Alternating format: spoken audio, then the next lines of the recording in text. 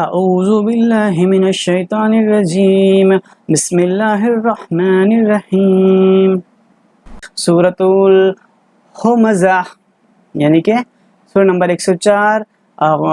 پارہ نمبر 30 میں آخری کی 11 صورتوں میں آتی ہے سورہ ہمزہ۔ اس میں ایک ہی رکوع ہے، 9 آیتیں ہیں، بہت ہی زبردست باتیں ہیں۔ بتایا گیا ہے کن کن لوگوں کے لیے تباہی ہے، خرابی ہے، کون کون لوگ بربادی کی کگار پہ ہیں، کون کون لوگ اس کی طرف چلے جا رہے ہیں، اور ہمیں کن کن چیزوں سے بچنا چاہیے۔ اس دنیا کی تباہی اور اس دنیا کے بعد جو ہے ابدی زندگی، اس کی تباہی، اس سے کیسے بچ سکتے ہیں، اس میں بہت تفصیل سے بہت بہترین طریقے سے بتایا گیا ہے۔ بہت ساری باتیں ان لوگوں کی، بہت ساری صفت جو کہ ایسے کام کرتے ہیں جو خرابی کی طرف چل رہے ہیں، ان کے بارے میں اس پہ ہے، اور ہم آئیے کوشش کرتے ہیں سمجھنے کی۔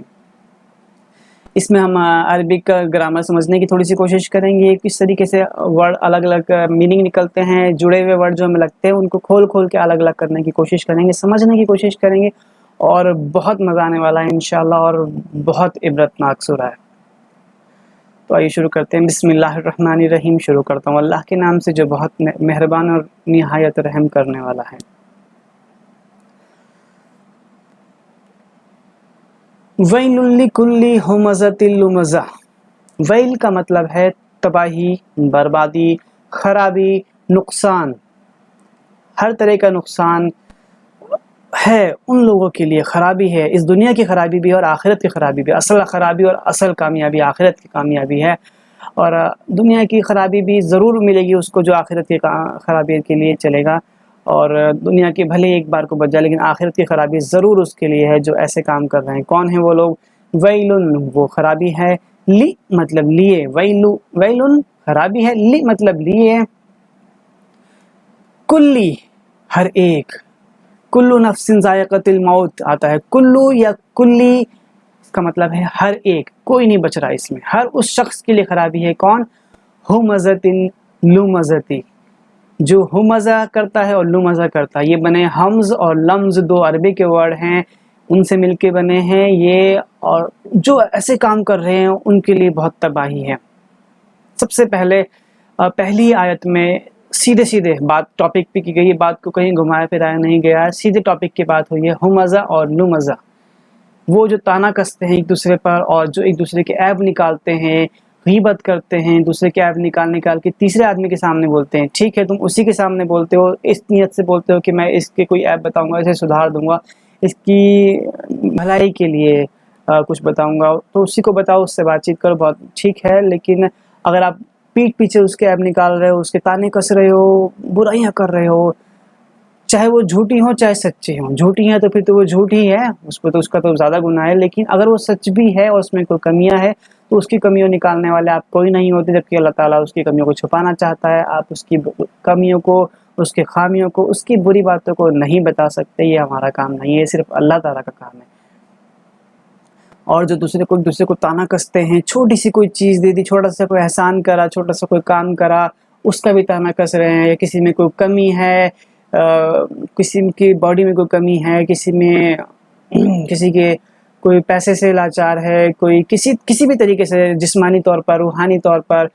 مانسک طور پر، مینٹلی طور پر، یا پھر مانیٹری، فزیکلی، کسی بھی طریقے سے کوئی لاچار ہے، کسی میں کوئی کمی ہے، یا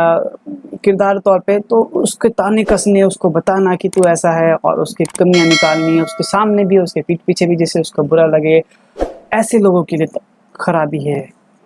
اور ایسے ہر آدمی کے لیے خرابی ہے، کوئی نہیں بچ سکتا اس سے، اور آج کے دور میں یہ بہت زیادہ ہو رہا ہے،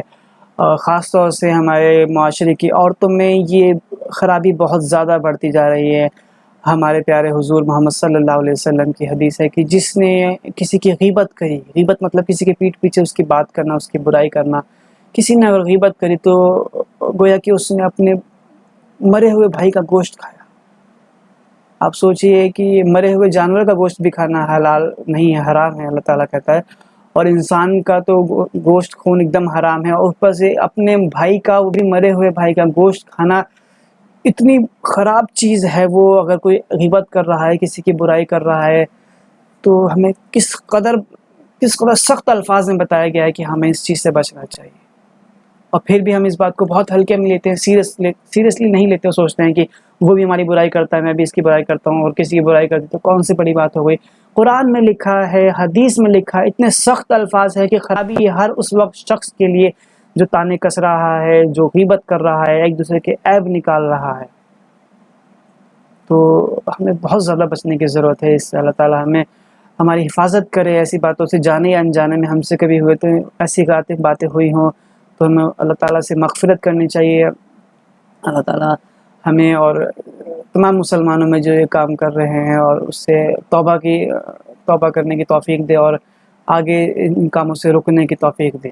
استغفر اللہ ربی من کل ذنب واتوب الیہ، اے اللہ میں توبہ کرتا ہوں تیری طرف تمام ان گناہوں سے جو میں نے کرے ہیں، جان بوجھ کر کرے ہیں، انجانے میں کرے ہیں۔ تو اس سے بچنا ہے، میں تانا کسنے سے بچنا ہے اور غیبت کرنے سے بچنا ہے۔